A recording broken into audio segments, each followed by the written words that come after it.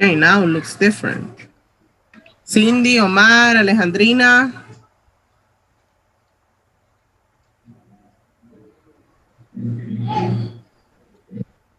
Ernesto. José Córdoba. Okay, Omar and Alejandrina. Well, we are going to read this week the story Gabriela suggested about Lacrimosa. Okay. So,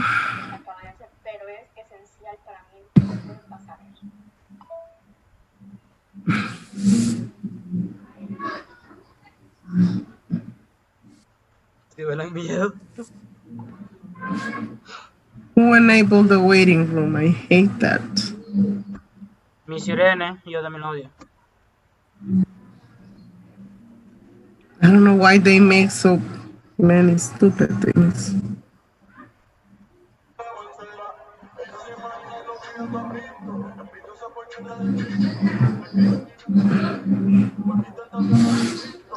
I don't have time to be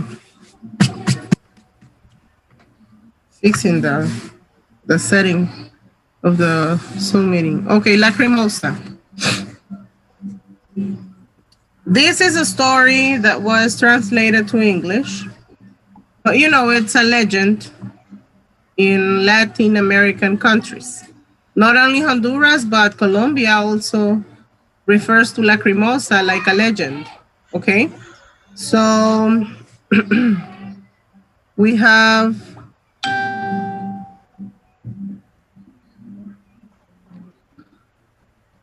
how many of you have heard the story of La Llorona? Okay. Do you believe it is true or it's just imagination? It's just people that is born. Huh? It's just people that is bored.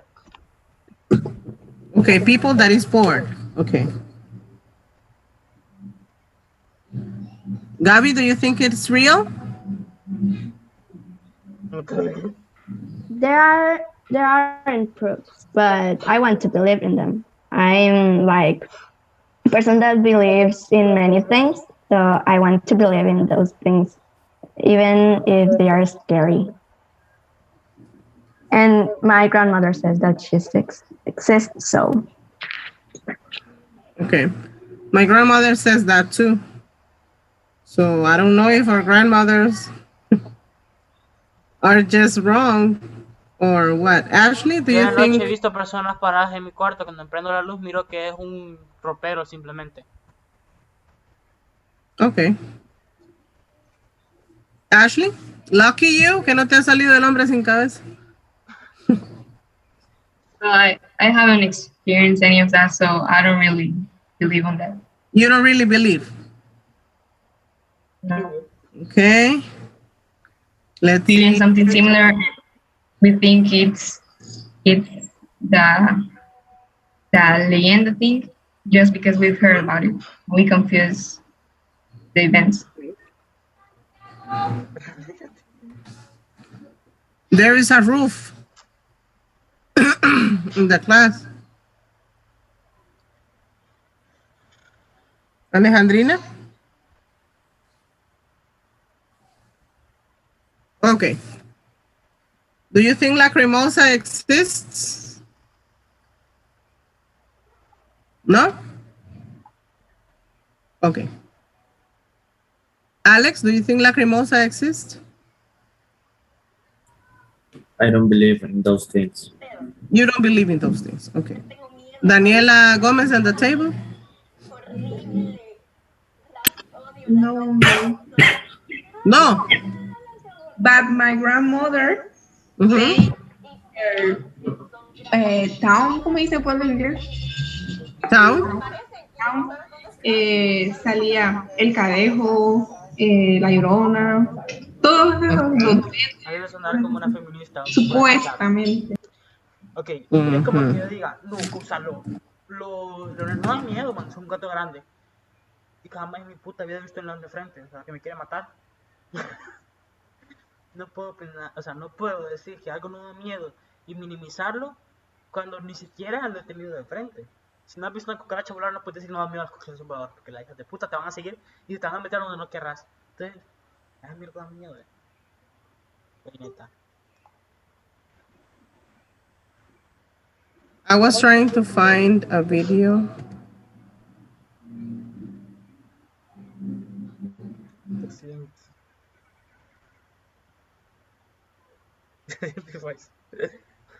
Okay. I think I'll find Vamos para Singapur. in Spanish.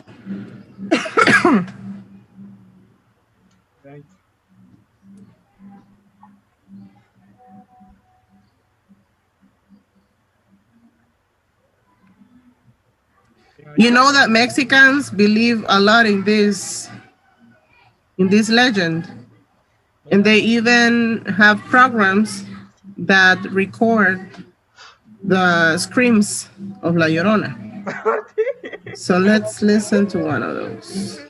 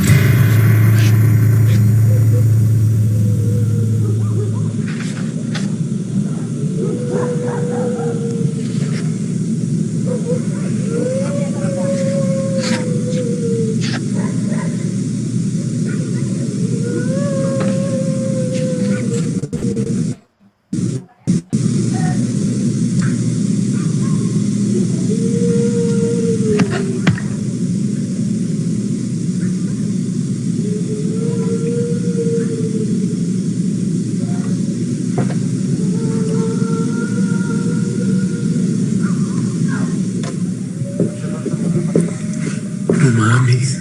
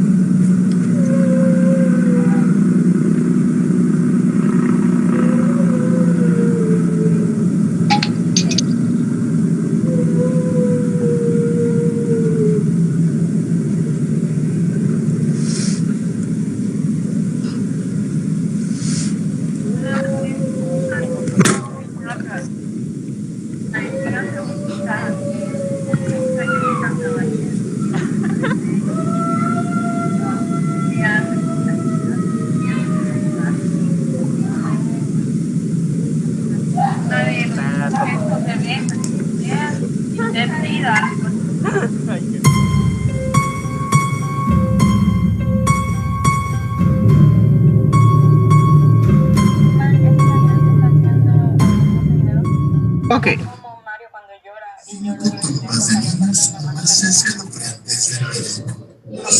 Ah, no. Chao con ellos. Después sueño con las tumbas de los niños. Okay, we're going to start reading Lacrimosa. Diego Funes will be in charge of reading, alternating with Angie Galeano. One page. Pero ponga la mesa. ¿Ah? Que ponga ahí está.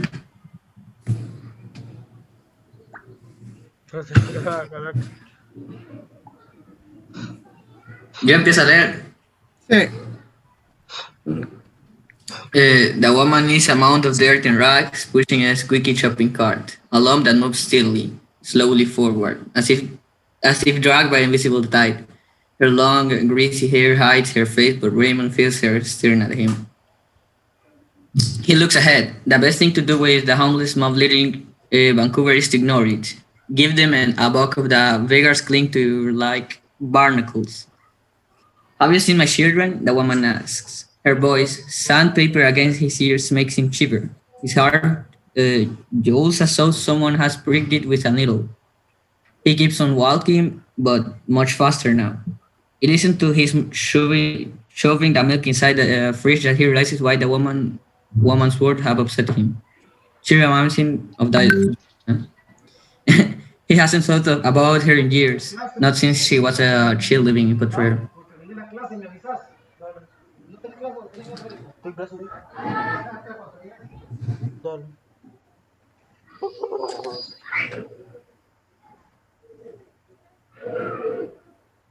May I continue? Yes. Okay. Everyone in town had a story about the llorona. The most common tale was that she drowned her children in the river and afterwards surrounded the town. Searching for them at night, her pitifully cries are a warning and an omen. Pitiful. Camilo, Ramon's great uncle, swore on his mother's grave that he met these ghosts while riding home one night. It was the rainy season, when the rivers overflowed and Camilo was forced to take a secondary, unfamiliar road. He spotted a woman in white bending over some nopals at the side of the lonely path. Her face was covered with the spines of the prickly pears she had savagely bitten. She turned around and smiled. Blood dripped from her open mouth and stained her white chipped shirt. This was the kind of story the locals whispered around Potrero. It was utter nonsense, especially coming from the lips of a chronic alcoholic like Camilo.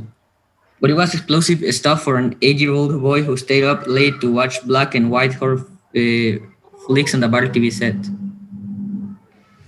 However, to think about the Llorona there in the middle of the city between the SkyTrain, tracks and a pawn shop is ridiculous. Among packed ghost stories in his suitcase, and Potrero and the Llorona are very far away. Okay. Angie?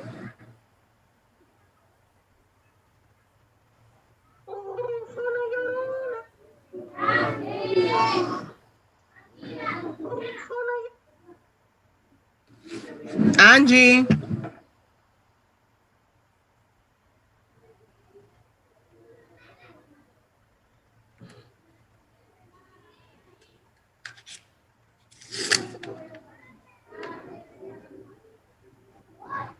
Elizabeth, continue.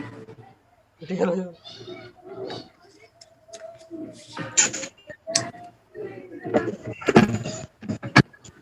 Yes, a narrow ledge shut herself from the rain. She hugged the glass stop for no. Have you seen children? She asked. He rushes by clutch his umbrella.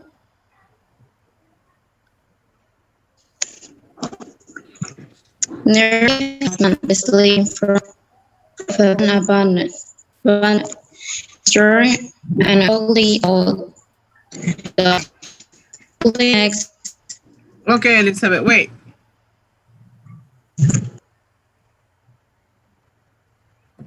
She sees the homeless woman sitting beneath a narrow ledge, shielding herself from the rain. She weeps and hugs a plastic bag as though it were a newborn. Have you seen my children? She asks when she rushes by, clutching his umbrella. Nearby, a man sleeps in front of an abandoned store, an ugly old dog curled next to him. The downtown homeless peek at Ramon from the shadows as he steps over old cigarette butts. They say this is an up and coming new neighborhood, but each day he spots a new beggar wielding an empty paper cup at his face. It is disgraceful. This is the very reason why he left Mexico. His cape, the sticking misery of his childhood, in the tiny bedroom with the black and white TV set, he had to share with his cousins. Behind his house, there were prickly pears and emptiness. The roads and no buildings, just a barren, nothing swallowed by the purple horizon. It was easy to believe that like the Llorona roamed there, but not in Vancouver, which is a new shiny foaming with lattes and tiny. Angie, I'm not sorry. Angie is in the waiting room. Um, Gabriela.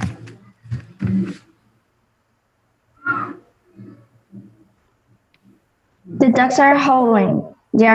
They scared him. Wild, stray animals that roam the back of the house at night. His uncle told him the dogs howled when they saw the Llorona. Ramon runs to the girl's room and sneaks into his mother's bed, terrified of the noise, and his mother has to hold him in her arms until he falls asleep. But when he wakes up, Ramon is in his apartment, and it's only one dog, the neighbor's Doberman, barking. He rolls to the center of the bed, staring at the ceiling. Ramon spots the woman a week later, her arms wrapped around her knees. My children, she asked, with her cloud of dirty head obscuring her face. Where are my children? Now sitting in her madness, a disgusting sight growing like a canker sore and invading his streets, just like the other homeless littering the area. The man in front of the drugstore that always asks him to spare change even though Ramon never gives him away, or the nerdlet man beneath a familiar blanket, eternally sleeping in the shade of the burger joint. The city is heading to the gutter. Sure, it looks pretty from afar, with its tall glass buildings and its mountains.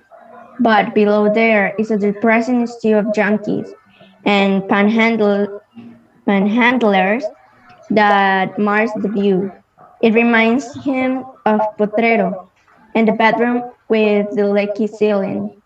He stared at the small yellow lake, which grew to become an obscene dark patch above his bed until one day he grabbed his things. Please, can you? He felt like repeating his youthful impulsiveness, gathering his belongings in a duffel bag and leaving the gray skies of Vancouver. But he had the condo which will fetch a killing one day if he was patient. His job and all the other encores that a man pushing 40 can accumulate. A few years before, maybe. Now it seems like a colossal waste of time. Okay. What is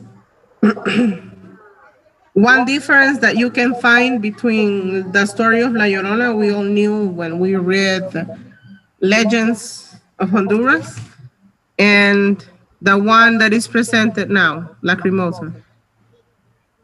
No me vayan a decir que uno está en inglés y otro está en español, por favor, ¿verdad? That in the Lacrimosa, it says that she carries a plastic bag, like if it was a newborn, and the Llorona, no. She uses like a wedding dress, a bright wedding dress, and they can see her face because of the velo. And in the Lacrimosa, no, I think that is La Sucia. No. The Llorona too. It says, well, in the lines that I read too. Okay. Because it's burned. And in the Lacrimosa, it says that her face was tapped with her hair, her dirty and vulgar hair. It says. Okay. And what's the difference between Susie and La Llorona? I thought they were the same person. La Sucia, it's like the one that appears to the drunk man, and it stays in a river and cleans her, or may explain in Spanish. I can't tell it in English. It's difficult Okay. for me. La sucia es la que aparece en las orillas de los ríos lavando ropa a los borrachos. Y parece hermosa a simple vista, pero después cuando ellos se les acercan y se da vuelta, es horrible. Y la sucia va vestida de novia y solo se le aparece a los niños que se han portado mal o a las personas que se han portado mal, dice por ahí. También a This la is orilla de los ríos. this is Lacrimosa. Yes, it's true. She's wearing a wedding dress. It's true.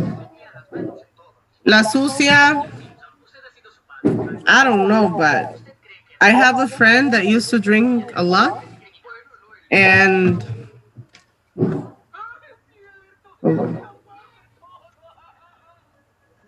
and he says that one day when he was opening the door of his house, behind the door there was a pila, what we used to wash clothes in the past before the washing machines.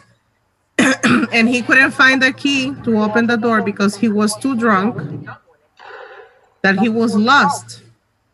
Okay. And then La Sucia talked to him. She talked to him and he saw her very beautiful, like she was a doll. And she took her by the hand inside the house. That is what he says. Okay. Don't believe in what I'm saying. I'm just telling you what I heard. When he took her inside the house, she became a skull. Okay. Pure bones. And she was a disgrace. She was horrible. So after that, he spent like a week in his house and he couldn't move from his bed because he had fever. And his hands were like burned, according to him, because he touched her. So she did something to his hands, I don't know. But that he was inside the house for 1 week, yes. He was there with a big high fever. And he says that he was very lucky that he could avoid getting crazy. Because that is what supposedly happens to the people who sees her or touch her or talk to her. I don't know if he was too lucky or it was not the time. It was another opportunity for him, but he was not crazy. So we will continue reading and discussing this Lacrimosa story tomorrow. Questions so far? So good? No? All right. See you tomorrow, guys. Bye-bye.